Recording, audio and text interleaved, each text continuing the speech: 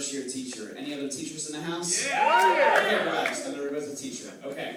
Now, just my whole story will be revolved around the fact that I had ideals before being a teacher of basically based on different books I read. Nothing they taught me in college because they didn't really teach me anything. But this idea of like taking responsibility for your actions. So like this book I read called Punished by Rewards was like, don't give rewards, don't give consequences. The kids should make the right choices without that extra motivation. So I'm like, yes. And the other book I read was Teaching Content Outrageously, which is like, the only reason kids misbehave, so I'm a Philadelphia public school teacher, the only reason they misbehave is because you're boring. You need to really kind of up the drama.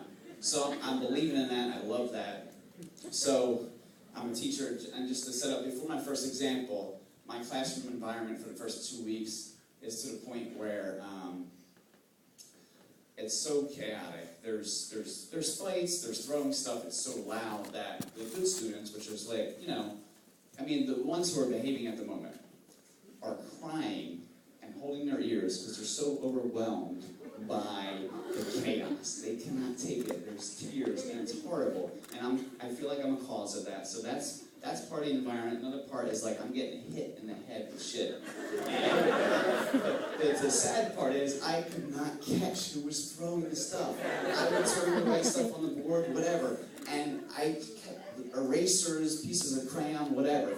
I kept getting hit, and I got so frustrated to the point I threw a chair as hard as I could, as far as I could, against the corner, and just said some curse words. But you learn a lot about yourself, my fellow teachers. You learn a lot about yourself when you're a teacher and, like, anger problems. But anyway, so that's the environment when I'm like, all right, my first opportunity to kind of go outrageous, we're learning about the giving tree.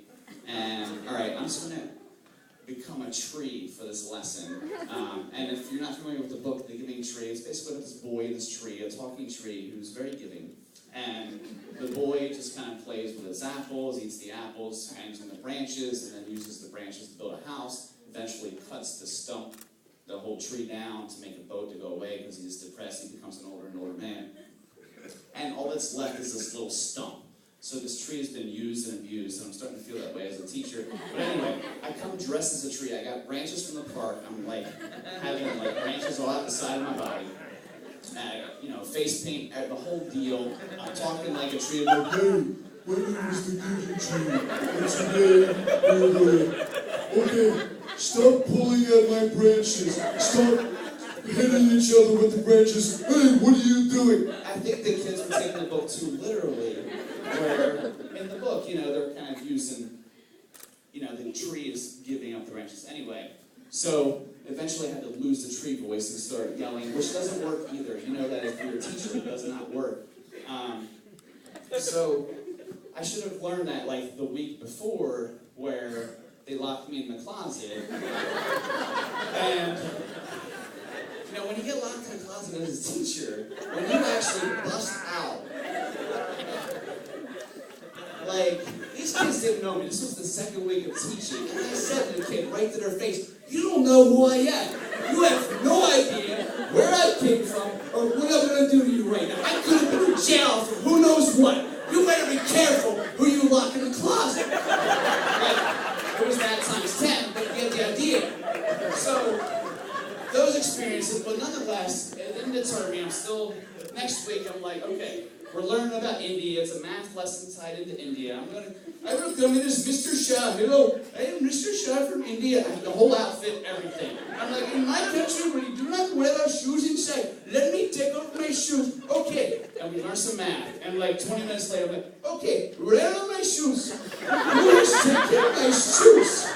Okay, so I have to get it again. Lose the India voice. I didn't lose it early enough. But anyway, security guard got me the shoes eventually. But again, these books taught me like, okay, make the child responsible for their actions. I'm like, that's good. That's good. And so I'm talking to the kids one time on one of my little speeches. I'm like, it's like 6th grade class. I'm like, y'all give in to peer pressure. You're not like owning up to your own decision. You're letting other people influence your decisions you make. At the same time, I was wearing very tight pants. And I heard one of the kids think, there's a lot of pressure going under his pants right now. So, all these strategies of mine were not working. But you know what? These kids, I'm starting to learn, they come from these really tough backgrounds. And, like, just even today, this kid who's, like, one of my hardest, like, students I'm working with, who I hear her screaming, cursing out a teacher in the hallway. I'm on my break. She comes in my room, like, tears streaming down her face. And I just feel like, you know, I'm glad she's coming to me. And, like, it's amazing. They'll tell you they hate you to your face, and literally 20 seconds later, they'll hug you in that, like, moment. And I think it's teaching me what they need and what they're missing at home. And the giving tree at the end, if you notice, the story is a stump, and the little boy's like, he's an old man, and I was like, I just need a place to rest. And the tree's like, okay, just come sit and rest. And I wouldn't be that. I wouldn't say to the kids, come sit and rest, because that's weird. But I think I would say, you know, if you need a hug, if you need love, I want to give that for you, even though I cannot control this classroom. So I hope I can give that to you. Thank you.